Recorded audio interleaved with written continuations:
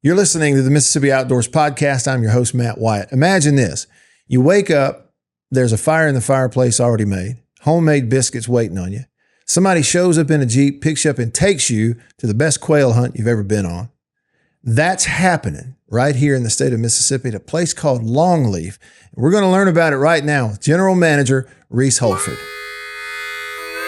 This episode of the Mississippi Outdoors Podcast is brought to you by the Foundation for Mississippi Wildlife, Fisheries, Parks, and Marine. You're listening to the Mississippi Outdoors Podcast. I'm your host, Matt Wyatt. There are all kinds of places in the state of Mississippi to enjoy hunting, fishing, public lands, private, and also places like Longleaf. We're about to learn about in Southeast Mississippi with General Manager at Longleaf, Reece Holford. Reece, welcome to the show. Thank you so much for having me. It's an honor to be here. So if somebody meets you on the street and they go, hey, what is Longleaf? How do you answer that question? Well, it's you can't answer it with one word for certain. It is a step back in time is the way I would explain it. You know, so much of the heritage in our state dealt with, you know, what we do in the outdoors. Mm-hmm. And quail hunting was a huge part of that in years gone by. And we have, and done it well, in my opinion, have been able to reclaim that era of our state where people join together to enjoy the bobwhite quail hunt. Mm-hmm. You mentioned sort of the historical aspect there at Longleaf Plantation. Give me a little background on it. Where does it go back to? We are about to enter our 55th season, so we've been there a while. Longleaf was started by Bass Pecan Company, and that was, again, almost 55 years ago. Warren and Carolyn Hood purchased Longleaf in 1988, and it has grown tremendously under their ownership. They are very, very committed to Longleaf and what we do there, to the people that come and visit Longleaf, to what we have to offer. They have a home on Longleaf as well. So without them and their ownership, Longleaf would not be where it is now for certain. But, you know, we like to see ourselves at Longleaf as just a snapshot of what the state of Mississippi has to offer. We get so much bad publicity throughout the nation. Well, you know, they don't wear shoes and they're all dirt roads. And then they come see Longleaf and say, well, you know, this is a little different than what we expected. Yeah. So we always want to be a good ambassador for the state, for all the people from throughout the country and then even around the world that have visited Longleaf to show them what Mississippi is and what we have to offer. For example, you know, you mentioned quail hunting, mm-hmm. and that sort of being the genesis mm-hmm. of what's there for corporate outings, and not just corporate, but other things. Right. But you and I were talking about the bass fishing too, and I sort of lit up. Mm-hmm. I mean, trophy bass. Mm-hmm. There's a little bit of everything there. There is. You know, we have so many things that we offer. The hunting is why people come to Longleaf, but then it's the experience. And everything that goes with that. You know, the cuisine. We say we serve 5-star Southern cuisine, and the way I like to describe it is what your grandmother cooked for Sunday lunch. I mean, fried chicken, pot roast, you know, whatever it may be. And people don't get that. Mm-hmm. You know, we put up fresh vegetables in the summer that we serve during the season, and that's an art, you know, that is dying. And so we get to offer that. The lodging it's a comfortable hunting lodge. I mean, Wi-Fi in every building. You know, it's. And then the service that goes with that, the way we take care of the people that when they're there is 5-star. But then also we offer other things in addition to hunting, guided bass fishing that we talked about. We have an executive fitness area we offer spa services in. We have a lighted trap and skeet range people can shoot at night. We also have, we put rainbow trout in our ponds in the compound every year so people can enjoy catching rainbow trout while they're not hunting. Golf, we can set up golf outings for people. You know, the list goes on and on. Yeah.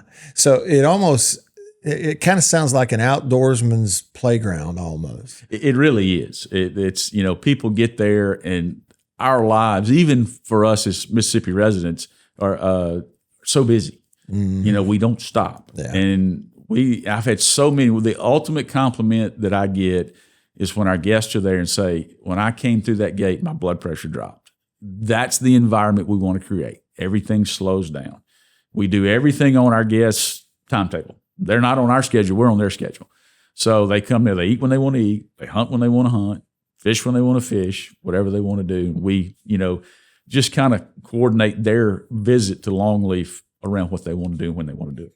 It kind of sounds like whether it's a couple of days, a weekend, or a week, living the life. That's sort of the life right there. It is. And we want our guests, and they are, to feel like they're the most important person in the world while they're there. How, in terms of clientele, where are people coming from to come and visit? It's literally all across the country. I mean, we get, we've got a group that comes out of Georgia every year. They've been doing this hunt with us for about 17 or 18 years now. And there are a lot of, I guess, opportunities for them to host this at places in South Georgia, because there's a lot of plantations in South Georgia. But they choose, and their customers choose, to drive all the way to Mississippi to come visit Longleaf. And there's a reason they do that, what we can offer them and while they're there. And we want to create an environment specifically for our corporate customers who come in, who are entertaining customers, that they only have to worry about spending time with that customer. And they get to build a bond with that customer while they're there that makes it so much easier for them to relate to one another all throughout the year, because they have that time at Longleaf. Yeah. Which, again, that's sort of a microcosm of the overall idea of hunting, fishing, the outdoors, correct, isn't it? In that you mentioned blood pressure dropping, whether it's in a boat or on a bank or in a deer stand or, following the dogs on a quail hunt. Right. It's one of those things where like golf. I've heard a lot of people say that the best place to get to know somebody is go play 18 holes of golf with them and spend some time. You relax, get to know somebody. That's really what it's all about, isn't it? It is. And I can tell you, even throughout my life, because I've been an avid outdoorsman since my father started taking me when I was 5 years old, that you build a bond there. And whether it's with family, friends, whatever it may be, you build a bond with that person. And then you've got that you can relate to any other time you're with that person. Yeah. You mentioned your father. How'd you end up at Longleaf and Purvis? Well, it goes back a long way, a long time. You're not that old. Well, your hair's not gray yet. Well, if you look close, it is. It's my mother was the office manager there when I was a kid. Okay. So 14 years old, you start looking for, you got to learn how to work. So I started working there when I was 14. Worked there till I graduated from Southern Miss. Graduated from Southern Miss, left, worked for Sanderson Farms for 4 years, and then Warren Hood called. Actually, his wife ran into my wife somewhere and asked what I was doing. And they were looking for a manager at Longleaf. And that's been almost 27 years ago. Okay. And so I've been the manager for 27. So if you put cumulative throughout my life, how much time I've been around Longleaf, you're going pushing 40 years. 40 years. Mm-hmm. So you were around there at 14 working there. Mm-hmm. What were you doing with that first job there? I waited tables. Is that right? I waited tables. I like to say there's not a job out there that can be done that I hadn't done in some capacity at some time in my life. Well, and okay, so sometimes I think of things in terms of football, like a football analogy. You're the general manager at Longleaf. It'd be almost like a head coach of a football team being able to say, look, I was a GA at one time. I was an assistant coach making nothing at one time, which is to really maybe be effective in that role, you as a GM, that'd be a great help. It is, because every aspect of the business and what it takes. Yeah. The young college guys that we have that wait tables at night, I've done that. I know how to do it. I know how they should do it. And being able to relate to them that, hey, I did what you did. I know where you are in life, what life is like for you, studying, working, whatever it may be. And then I guided hunts when I was in college. I mean, I've, again, done every capacity that you can, or played a role in everything we do at Longleaf at some point in time. What were those experiences like, guiding hunts as a college student? It's phenomenal. I mean, it really was, because you get exposed to so much that other people don't. And you meet people.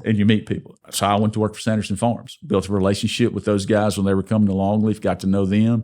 They saw something they liked in me, hired me, put me in the management training program, and then promoted me through that. So they were very, very good to me. Can't say enough good things about that company. But yeah, you learn so much about life, different aspects of life, how to communicate. That's the big thing, is how to communicate with people, and starting to learn people, what they like, what they don't like, and what they expect. Would you say quail hunting and the quail hunts is sort of the signature thing that it's known for there? Yeah, absolutely. There's no doubt about it. The quail hunting is again, not something it's sad to say that people basically my age and younger, if they're not affiliated with Longleaf or a place like Longleaf Plantation, that they wouldn't know what quail hunting is about. Right. The Wildlife Fishing Parks Department are doing a great job to try to bring the wild quail back to our state, which has been so much a part of our heritage throughout the years. That's what guys did. That was primary focus hunting-wise as far as what a lot of people did. But, being able to be around it, to know what it's about. And it's not just about the hunting. It goes back to what we talked about, the relationship, the time together. It's the time with the dog. I mean, growing close to that dog. I know when I got at hunts when I was in college, you get close to those dogs. And, they become, you have to have them and they need you. And it's the dependence on one another and teaches you a lot about life. So the bird dogs that are employed now there that are part of those hunts at Longleaf, are they privately owned? Do they belong to the business? Who owns those dogs? Longleaf does. Okay. Now, we do have some of our guides who own their own dogs, and so they'll hunt their own dogs there. But we've got 43 in the kennels right now. And having 43 dogs is like having 43 kids. There's something wrong with one of them all the time. Somebody needs something all the time. Absolutely. That's funny. Well, and okay, so the more we talk, my image of what Longleaf is and what it must look like there gets bigger and bigger and bigger. So great food. You started as, serving tables. Now we got dog kennels. Now we got, trophy bass fishing. How big physically, geographically of a place are we talking about? There's 4,300 acres, Wow. 4,300 contiguous acres that make up Longleaf. We also we do some dove hunting. We offer 2 dove hunts a year. So that goes into addition to what, we do as far as quail hunting, which I did not mention earlier. But it has grown under Warren and Carolyn Hood's ownership. It has grown to be what it is. Katrina hit in 2005. Longleaf was very, very nice before then. Mr. Hood saw that, Mr. and Miss Hood both saw that as an opportunity to make Longleaf better. And that's what I talk about, their commitment to Longleaf and what they did. And it has grown to something that, honestly, I never saw Longleaf being in what it is today. In landscape, in structures, accommodations, just the footprint of Longleaf as a whole has grown. And our business is doing phenomenal. From a habitat and ecosystem sort of perspective on a 4,300 acre piece of property like that, how do you manage it for the different species and different things that are going on at those different times of year? That's something that we are committed to is wildlife habitat. Not just quail. Everything we do is for quail, but there's so much more that benefits, so many other species that benefit from what we do for the quail. We have a practice, and we've done this since as long as I can remember, that we burn our property every year. And everybody did that back years ago. Everybody burned their property off, usually about February of every year. Now, we can't do it because of our season. Our season runs October 1st through March 31st, so we have to burn in April. But it's the best thing you can do. It regenerates new growth, food source for all wildlife. But then we plant throughout plant a summer crop and a winter crop that we don't harvest is strictly for wildlife. To feed them, cover source. For all species of wildlife that are native to our area. That we're trying to take care of and provide habitat and feed for them. What is a typical experience like from let's say I'm out of town and I reach out and I say, this is who I want to meet there. This is kind of what I'm looking for as a hunt. Let's start the process. How does that go? For someone making reservations with us? Making a reservation. Yeah. Well, they're going to call, and first thing we need to know is what dates they want. Because again, we're October 1st through March 31st time frame. Then we have to know how many people they're going to bring, because we have different lodges. Main compound, there's 18 guest rooms, 34 beds. On the whole property, 25 guest rooms, 43 beds. Is what we get up to. So we have a lot of people that are taking the whole place. They'll book the whole place now. And that's not uncommon. We have so many guests that are booking when they leave the year prior for next year to make sure they get the dates they want. But then, so we find out, how many people in their party, so we'll know which lodge best fits them in their group. And we don't intermingle any groups in lodges. If you book one of our lodges, you're there with your party, and that's it. Okay. So then we want to know how many hunts, how many nights lodging you want. And then, we're going to get specifics from them as we get closer to their reservations. Hey, what do you want served? What would you like on the bar? Do you need us to pick you up at the airport? Do you want something special put on, something from our pro shop with your logo on it, with our logo on it to commemorate this time? So it's truly like an individualized absolutely. Experience. It's not just cookie cutter. No. And that's why, I've had people come to us presenting us with opportunities to allow our guests to make reservations online. We don't want to do that. I want myself, our office manager, Jeannie Sellers, to be able to talk to these people first to get a feel for them, see what they want, and then to get specifics on how their trip is. Yeah. Okay. And then a hunt. Kind of describe, some of it's obvious, but let's say we've got a group of, 10 of us, and we want to, quail hunt. Yeah. What's that experience kind of Well, I'll go through a full day of what our guests can experience in a full day. Our day manager comes in at 5:30 in the morning, builds a fire in the fireplace, makes coffee. And it's something special for those guys to get up. There's a fire in the fireplace and there's coffee made. That's a pretty good start. Yeah. So that's, you can sit there and drink coffee in front of the fire, So breakfast is usually about 7:30. And, a lot of people say breakfast is their favorite meal at Longleaf because our ladies can come out and everything we do is from scratch, homemade. So they're going to bring a meat platter out that consists of ham, bacon, and sausage, and then a basket of homemade biscuits. And then they're going to ask you what you want for breakfast.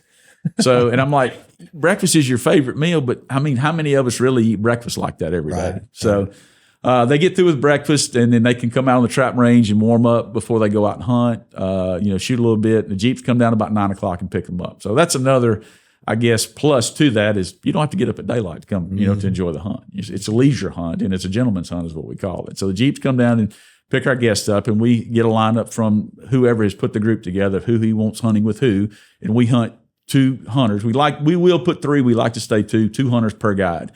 We have 16 different hunting courses. We can break it out to 18, but all those hunting courses are at least 100 acres or larger to give you enough room to be able to hunt. And you don't have to worry about shooting the party close to you or whatever it is. So safety is always first and foremost on our minds. They'll hunt till about 11:30. And then they come in, and then they're going to go to lunch. Lunch is usually 12:30, whatever they want to do. And again, lunch is 5-star Southern cuisine. And it's phenomenal food. People come and they're just like, man, fresh corn. how many people from New York get to eat fresh corn, that we've put up. So, field peas, whatever it may be, it's very, very good. After lunch, they have a chance to go take a nap. They can after all that food, you're gonna need a nap. You need a nap. That's exactly goes back to the slower pace that we talked about. We've got Wi-Fi in every building, so they can return calls, catch up on emails, whatever they need to do. If they need to check in with the office, they can go back and shoot on the trap range. They may have had a shot they were having trouble with that morning, and they can go out there and work on that. They can go out and fish, catch rainbow trout. Then the afternoon Jeeps come down about 2 o'clock and pick our guests up, and they're gonna hunt a different course. They're gonna normally have a different pairing, and then they'll go out about 2. Maybe the same guide, maybe a different guide. It's just how it works out for the day. And then they're gonna come in about 4:30, 5 o'clock, and then we're gonna ask them what time they want hors d'oeuvres brought to their lodge, during cocktail hour, and then what time they want dinner served. So fires in the fireplace when they get in from the hunt in the afternoon as well. So when you walk into that, it's it's like an old shoe. That's what we want to create, is that old shoe feeling. Yeah. And then they'll have hors d'oeuvres and then go have dinner. After dinner, we have a billiard room. They can go in and have a drink, shoot pool. They can go on the trap range. It's lit. You can shoot to 10 o'clock at night. Okay. Play cards. It's a great place. Sit around, a poker table and enjoy the time with talk about the day. That's pretty much a day at Longleaf. How about that? Yeah. So it's, we have all the amenities that your home has, the TVs in every lodge, every bedroom, Wi-Fi. Each bedroom has a personal or private bath. So it's all the comforts of home. It almost sounds like the only distraction would be for someone like me, focusing on the job at hand while we're hunting and not thinking about the lunch. And not thinking about that supper True. that's coming later. And I'm sure you hear that from guests about the food. Yeah. Absolutely. I mean, again, that's part of what brings them back. It's part of the experience that we say brings them back. Because again, you don't get the type of food that we have just anywhere in the world. I mean, dinner could be beef tenderloin or fried quail or a baked quail. We do quail gumbo. I mean, it just tops everything off, and all our meals are seated and served. We're not doing buffet meals. We're not doing sandwiches. They're all seated and served meals where our service is one of the main, I guess, priorities of what we do there. We want that guest, honestly, just to think about something real hard and we make it happen. Yeah. We tell them if it's legal, moral, and ethical, we'll make it happen. You mentioned the fishing. Yeah. Okay. Trophy bass. Mm-hmm. Is it one lake, two? We've got 4 different, and they're all about 10 acres. So okay. Call them lake, pond, whatever you want to call them. We fish out of John boats, and we put a guide with our guest. And, I'm not telling you to do it every day, but it's not uncommon to go catch 60, 70 fish in the morning. Wow. Yeah. You ever caught a big one yourself? Biggest fish, yeah. I mean, I've caught some 8, 9 pounders. Biggest fish we've ever caught out of one of our lakes is 12.5. Woo, goodness. All right. Rainbow trout. Mm-hmm. They catch and release? You can keep them. We put them in. We have to wait till our water temperature is below 70 degrees. Right. So we put them in right about Christmas every year. So really, we've got about a 3-month period that we can catch rainbow trout. Yeah, because some people listening, if they're from out of state or another place, they hear October to March. They think, well, October would be cool enough to put. No, it's not in Mississippi. Not in Southeast Mississippi. No. So when January, December? We put them in December. Yeah. Okay. And we put them in. We bring them in from a hatchery from Missouri. Put them in there, and they're fun to catch and easy to catch. Yeah, and you catch them on fly rod, spinning reel, whatever you want to use. But it's just something extra, and our guests really love it. Yeah. I mean, they really, really enjoy that. We've got all the tackle there, so back to that. When people come to visit Longleaf, they don't have to bring anything. We've got everything they need. I mean, we've got shotguns, fishing rods. We've got a fully stocked pro shop with anything you need that we can take care of anything a guest needs. Which is a tremendous thing, too, for those that are flying in. Correct.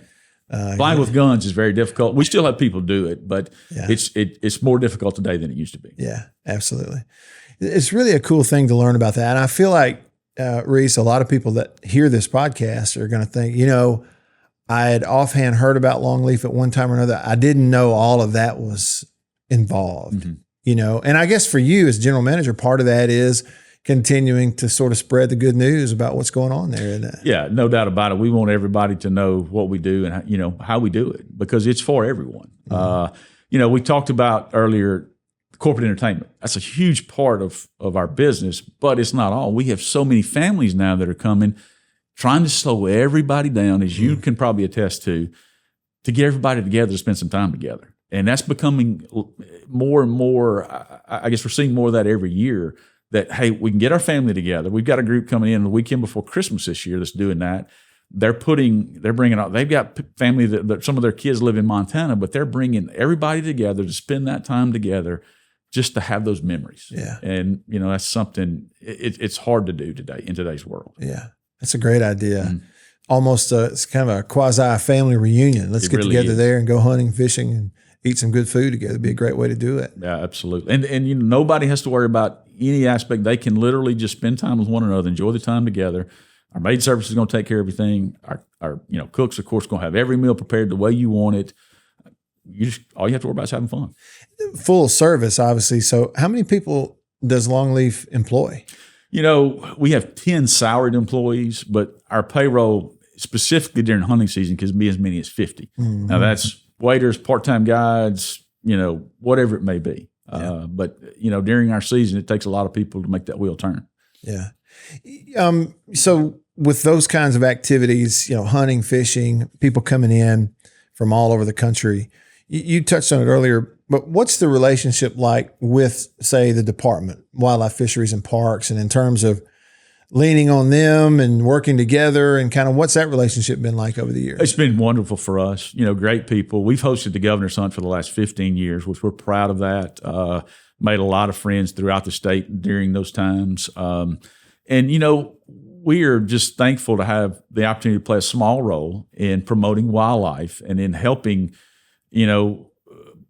wildlife fisheries and parks do what they do, and hosting the governor's hunt through the foundation. And but our relationship with them has always been great. We always want to make sure we're doing everything by the letter of the law, and they're always open to helping us whenever we need help with anything, with whatever questions we may have or whatever it may be. Yeah. Last thing, Reece, for me, as we've talked to people here on the show, in a lot of different jobs, in the department, and like when I was talking early on with Larry Pugh, who's, lifelong here, or career-long fisheries biologist, now deputy director, there's always that moment, it seemed like young in their career, where they would look around and go, I cannot believe I get to do this for a living. And other people going, wait a minute, that's your job? Really? I would think you at times look around and go, how did I luck into this? Like, I can't believe that this is how I get to make my living. It seems like such a cool, fun, ever-changing, never the same way to make a living. It really is. God has blessed me tremendously. I mean, never in a million years when I started working at Longleaf at 14 years old that I would think I would be the general manager there. Didn't think that. I mean, when I left, after I graduated from college, I thought, well, that was fun, but that's it. But God had a different plan. And I cannot say enough about working for Warren and Carolyn Hood. I've probably said that a lot during this time, but tremendous people. Their commitment to Longleaf, again, allows us to do what we do. And they provide for so many people through that place in their commitment to Longleaf. But yeah, working at Longleaf, I've made so many great relationships with people through the years, lifelong friends that, I'd have never met without being where I am. Mm-hmm. And it's ever changing because there's going to be, something different every day. Right. There's going to be a different request, a different problem, and it never gets old. It's something that, but also getting to be in the environment that I'm in every day. Again, as I told you earlier, being, I've hunted since fished since I was old enough to go, and being able to be around that, I can't say enough about it. It's just fulfilling. Yeah. And, that's the thing that's rewarding too, is you see so many people who live in big urban metropolitan areas that don't get to enjoy that. And to see, how awe-inspired they are. They've never seen a bird dog point. They've never seen a deer in the wild. Just them getting to see that first time and being able to provide that experience for them. We've had a lot of people come, never shot a gun before. When they get there, they're scared to death to shoot. And by the time they leave, hey, can I buy a gun? Absolutely, you can buy a gun. So, just getting to see that and experience that on a daily basis, and then getting to meet the people that I've met and working again for the Hoods as I have, just been very blessed. And it's, as you talk to, I think about something you said early on, where you sort of touched on some of the outside stereotypes maybe over the years of the state of Mississippi. But Longleaf's kind of a microcosm of an example of, hey, you may not realize it, but this is really what Mississippi is. That's right. It's a really cool place. Well, in the hospitality, we're the hospitality state. Sure, right.